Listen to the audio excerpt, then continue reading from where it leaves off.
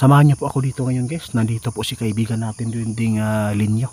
Siya po muna ang ating makakausap kasi si Tatay Tatay Shuto nandun po sa Karian para titingnan po nila yung madre na sinasabing taga-ibang planeta na nakarating po dito sa ating bansa na hindi po talaga pareho ang mga papers nito kung ano po ang mga passport niya, kasi hindi po daw talaga nanggagaling dito sa mundo yung papers niya. Kakaiba po daw talaga, kaya nag-viral, kaya nandito tayo. Kaibigan ninyo, salamat po, ikaw po yung nandito. Oo, salamat po ha. Mayroon po akong itanong sa inyo, kasi wala pong naitala ngayon na pagyanig dito ng lindol. Ano po ba ito ang nakita ninyo ngayon po?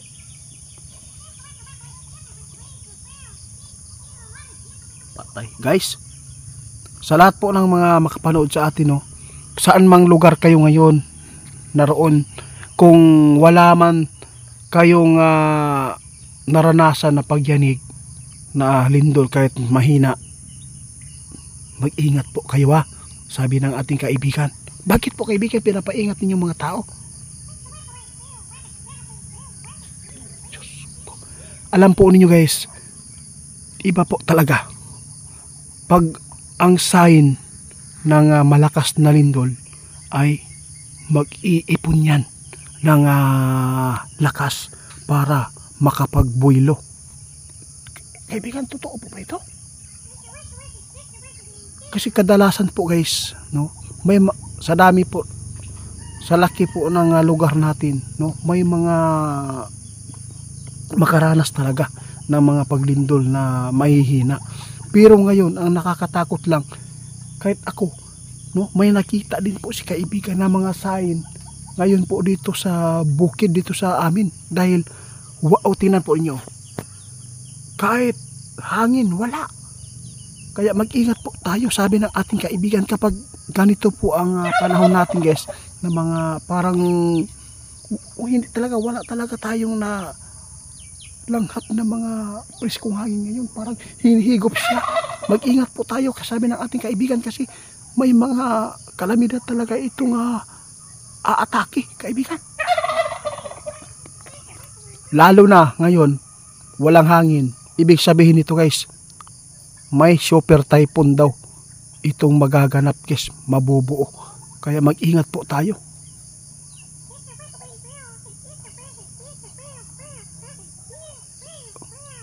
Ingon si kaibigan, alam po ninyo, no, lagi na po ninyong nasagupa ang mga kakaibang mga kalamidad ngayon. Kaya dapat laging handa tayo. Lalo na ngayon na mayroon pong sign po ngayon na nakikita po namin dito sa dito sa bundok namin guys. Walang hangin talaga. Mag-ingat po tayo, sabi ng ating kaibigan, kasi kapag ganitong sign na ito, may mga lugar talaga matatamaan ng mga kahadlok pa ni kaibigan. Tinuod ni kaibigan.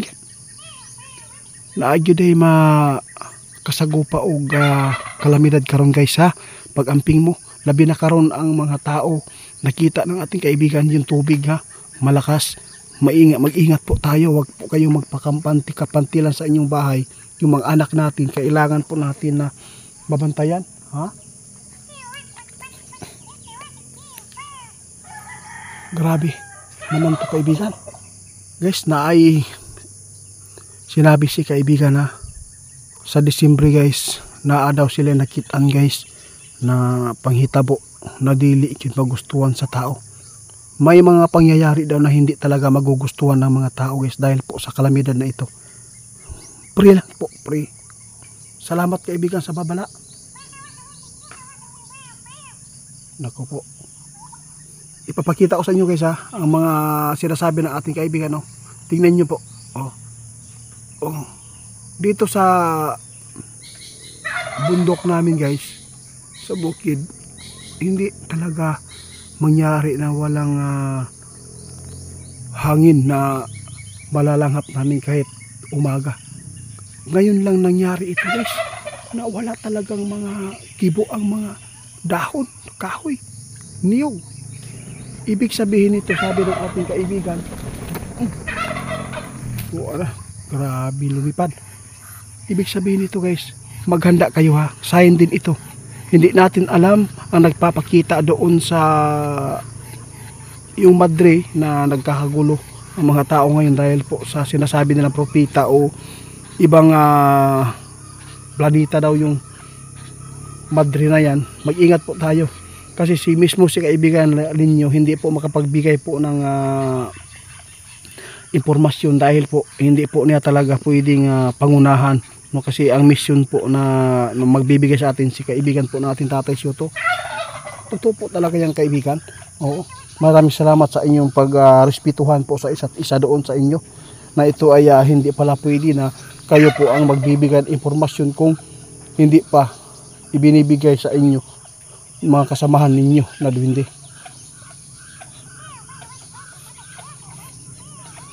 Wala kaibigan, maghangin na oh. Guys, may hangin na. Salamat kung ganun. Anong ibig sabihin nito kaibigan? Maghangin oh. Ay salamat guys, sabi natin kaibigan. Buti po, may kunting hangin na guys. Sabi ng ating kaibigan, pero mag-ingat po kayo ha, kanina may sign po talaga. Tandaan po ninyo guys, kung mayroon man ngayon na maganap na makalamidad ibig sabihin nito, nagkatotoo po ang mga sabi ng ating kaibigan ngayon. Ito po yung nakita po yung sign, pero ayaw po natin talaga na may mangyayari po.